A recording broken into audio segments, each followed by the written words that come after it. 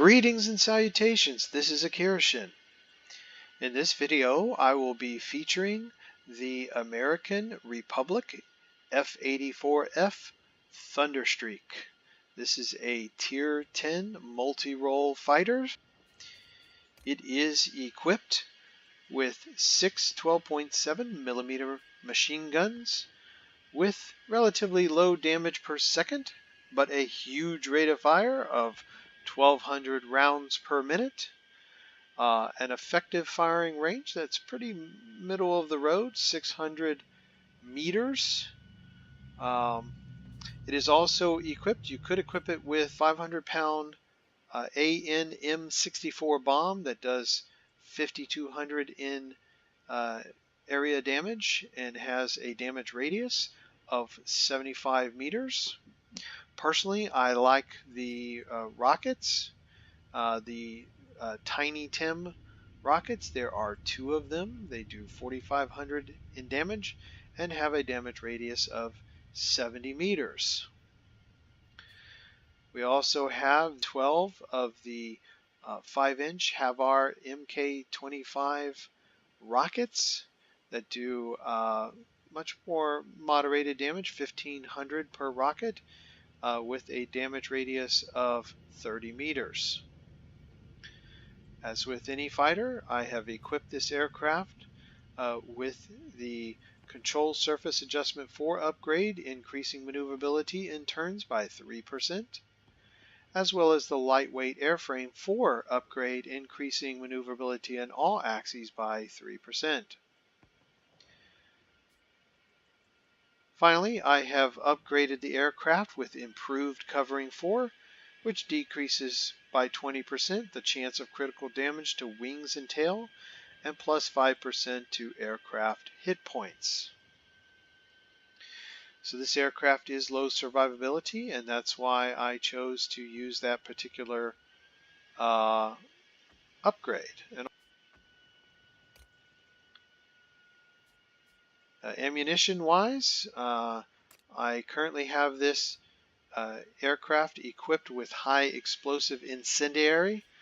However, I would say for future use I would equip the universal ammunition, which has a better than average chance of fire and about a medium chance of critical damage.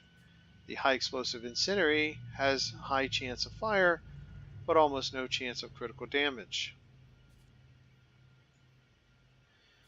I've equipped the first aid kit so that if our pilot gets injured, we can get him back into action, thereby enabling him to put rounds on the target accurately again. Also, I've equipped it with automatic fire extinguisher to put out any nasty fires that get on our aircraft. And finally, heavy-duty control surfaces that increases aircraft maneuverability in all axes for 10 seconds. That is used manually. The other 2 consumables that we have are used automatically. You don't have to think about them. They're just activated when the problem arises. The heavy-duty control surfaces, you would activate that manually so that, you know, if you're in that tight turning dogfight and you need that extra edge, you activate it at that time. In terms of pilot skills,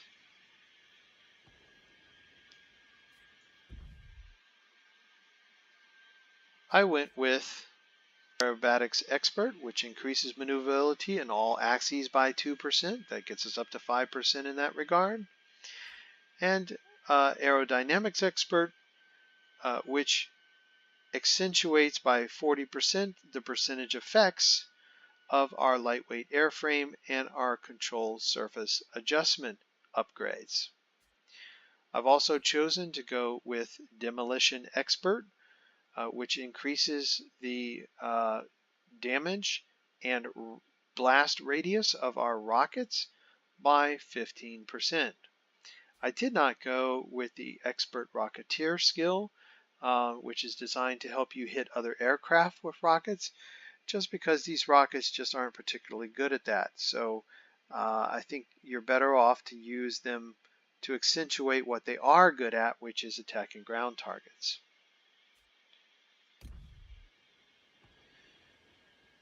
So this aircraft has good maneuverability, which we're trying to accentuate with our upgrades and our pilot skills that we've talked about.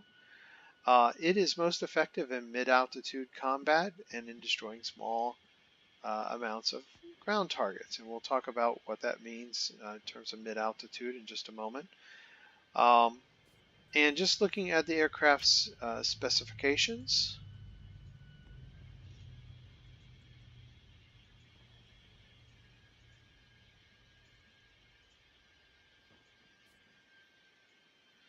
All right, optimum altitude is 1,800 meters.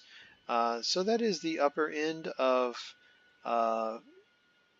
mid-altitude. Higher altitude craft would be more in the 2,200 to 2,800 meter range.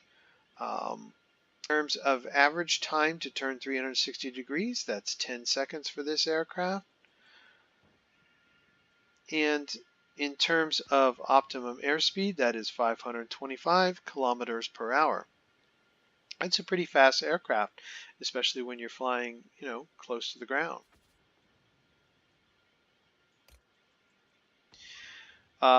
It's got a pretty long boost.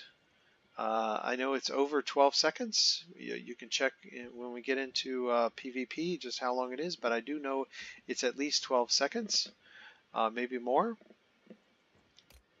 And moving on to paint schemes. This is summer that you're currently looking at. Winter, desert, and marine.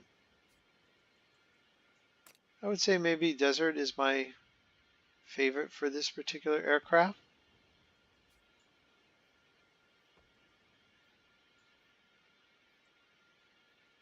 Now, what might be a little bit of a negative on this aircraft if you were a pilot in it would be the lack of visibility on your 6, because it's not one of those bubble canopies. It's one of the canopies that kind of disappears into the airframe. So visibility behind you could be an issue.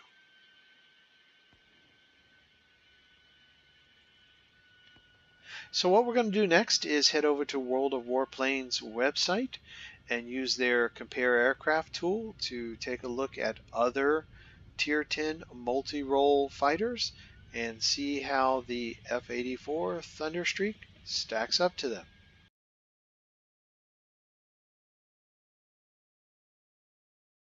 So here we are on World of Warplanes Compare Aircraft tool, and we have placed our Thunderstreak in the first slot by choosing it last. Whatever plane you choose last will go in this first spot.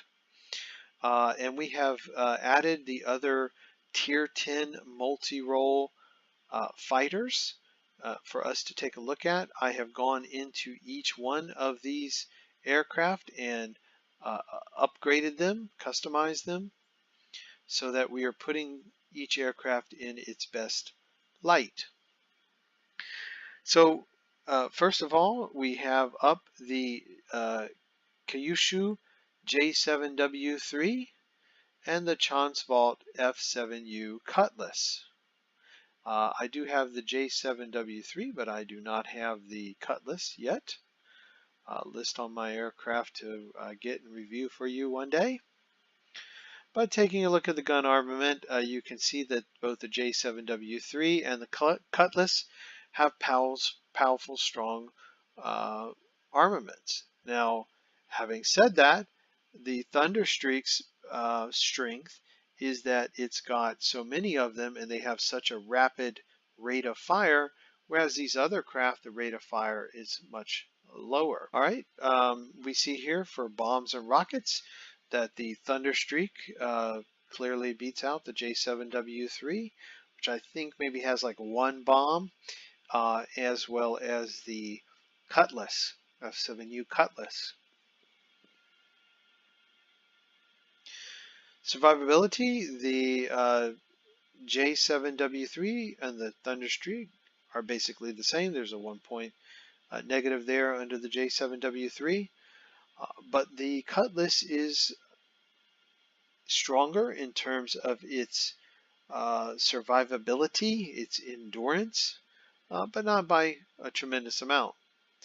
Their hit points are very similar, with the Cutlass having the highest among them, but you know, the Thunderstreak and the J7W3 are not behind.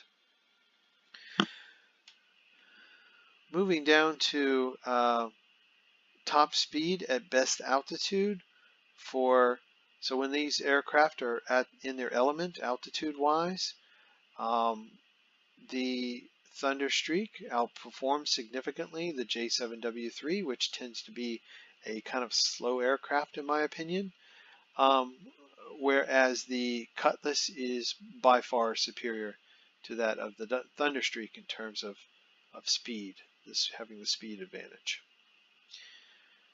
Time to turn 360 degrees, so this is for that turning dogfight, and you can see here that J7W3 is slightly better in that department. This is a slightly more maneuverable aircraft than is the Thunderstreak. And you know, for one thing, it's a smaller, kind of a smaller aircraft, so that could make a difference. Optimum airspeed, the Thunderstreak is superior clearly to the J7W3, as I indicated to you, which is kind of slow. However, the Cutlass has the speed advantage over the Thunderstreak. Optimum altitude, the Thunderstreak and the Cutlass are the same, whereas the J7W3 is a little bit lower on the totem pole. Rate of climb. Rate of climb for the J7W3 is slightly better than the Thunderstreak. However, the F7U is pretty significantly inferior in rate of climb. And that's just good to know that statistic, because if you're trying to outclimb one of those aircraft, maybe you want to get to safety, it's useful to know if that enemy aircraft can catch you easily or not. Alright, so we're going to remove these two aircraft from the queue and take a look at the Blum und Voss P215-02 and the Alexeyev I-215. As you can see here, both the P215-02 and the I-215 are stronger in the armaments department. Again, it's a different, you know, it's a different theory though. The Thunderstreak relies upon a large rounds per minute, whereas these other two aircraft focus more on the strength of each hit. Thunderstreak far better than these other aircraft in terms of bombs and rockets, no surprise there. Top speed at best altitude, the Thunderstreak is slightly inferior to the 215.02, whereas it is superior pretty significantly to the I-215. Average time to turn 360 degrees. You know, if the Thunderstreak was in a dogfight with the P215.02, all things being equal, the Thunderstreak would prevail in that fight because it can just outturn that other aircraft. You know, same thing with the I-215. Optimum altitude, the P215-02 has a slightly altitude ceiling than the Thunderstreak. Not a huge amount, but significant enough. The I-215 is significantly inferior in that department. So anyway, I hope this allows you to better understand how this aircraft may fit in context with other Tier 10 multi-role fighters. I hope that that helps. We have taken a look at this aircraft's specifications, my build for it, and also compared it to other Tier 10 multi-role fighters. So now, having done all that, let's head into a battle and see how it performs.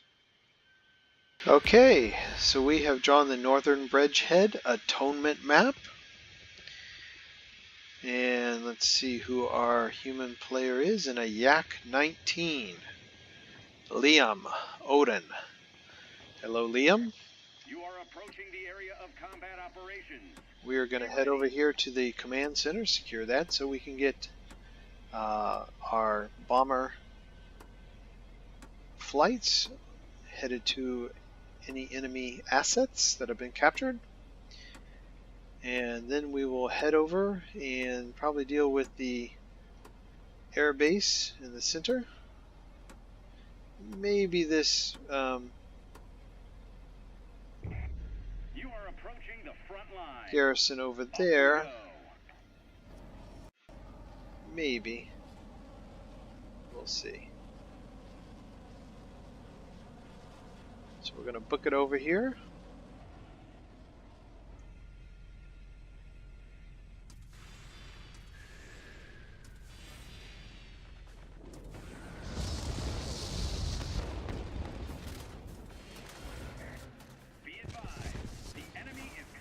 Okay, so we put our Tiny Tim rockets on that radar installation.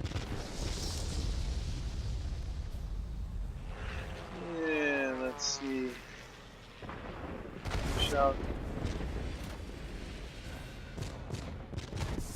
All our ordnance delivered, and now let's take out some enemy aircraft. Or some air defense aircraft, I should say.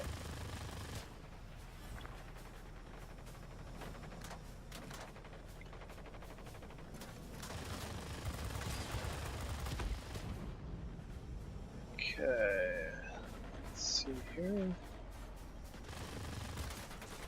And you see, it's not too unmaneuverable. And let's see what we have here. Somewhere around here is Liam with a Yak 19. So we need to pay attention to that. Our human players are going to tend to be the better opponent. Tend to be. And a Yak 19 is a very formidable dogfighter. Definitely something to be aware of. Take this fellow out.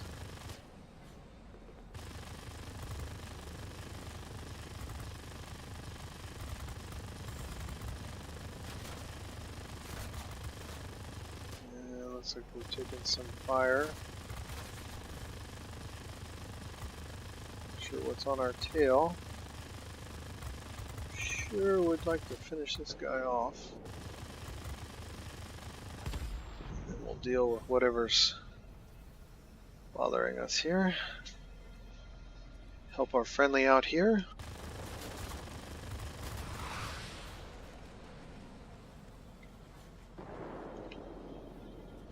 Got a MiG-9, I guess.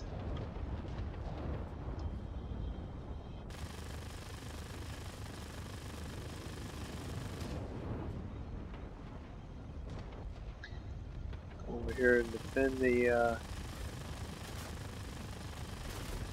command center.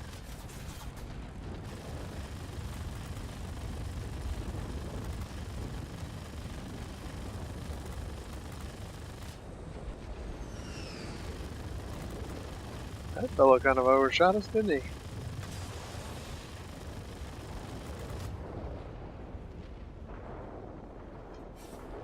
This thing's maybe a little bit faster than we are. He's smoking though.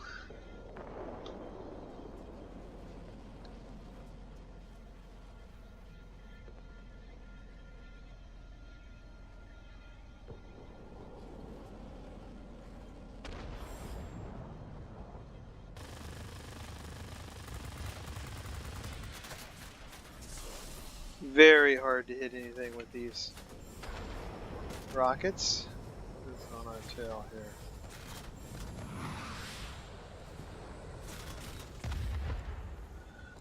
P228.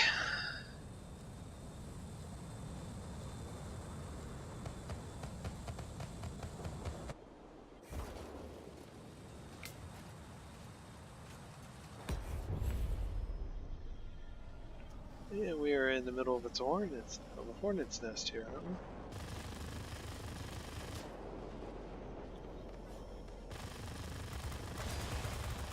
There's that P-228. I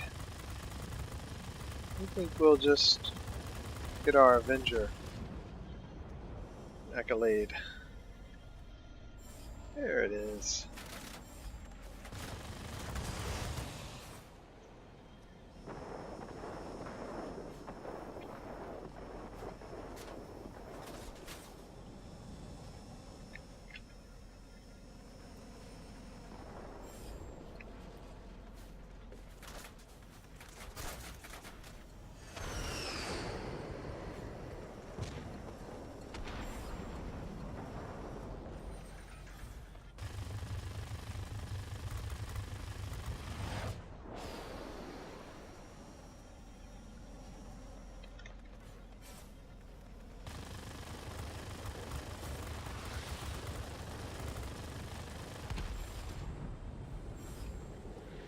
Okay. Ah! Hello, Liam. Greetings and salutations.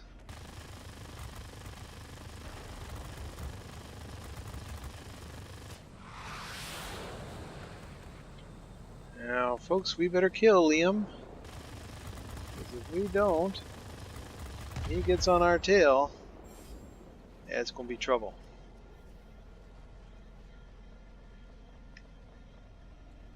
Fortunately, Liam was not paying attention to us, and we were able to take care of him. Hang in there. You'll soon be cut off from support. I say again. Alright, so we've got something going on over here at our command center. And I'm guessing we've got a ground attack aircraft over there. Enemy has gathered forces to attack the command center. Be cautious. And The command centers are under our control. I mean Communication with the 262, headquarters established. and he's probably going to turn into us. Guessing and get some shots at us. And he will get a fire for his trouble. He does not have a lot of health, so he better not come back if he knows what's good for him. We cannot support you any longer. The storm is too heavy. Do you copy? Over.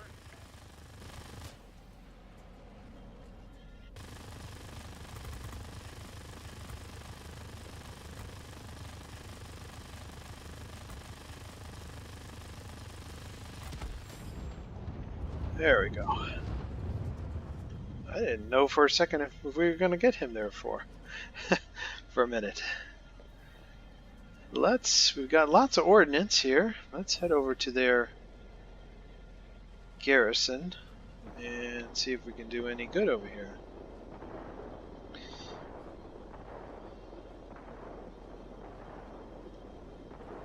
So something's already working on it from our team. We have complete control of the skies. Way to go. Way to go. Victory is close.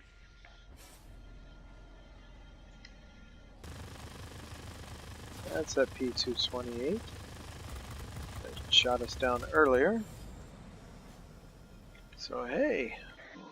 I'm proud of you, pilot. Head back home. Okay. So we got supporting fire, effective fire, subjugator, top rank in our combat group, and our grade rank, and of course secured the victory.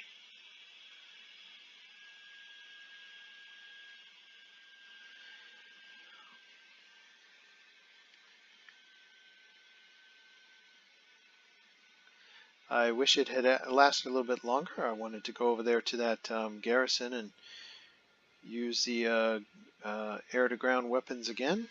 Show those to you one more time. But it was not necessary.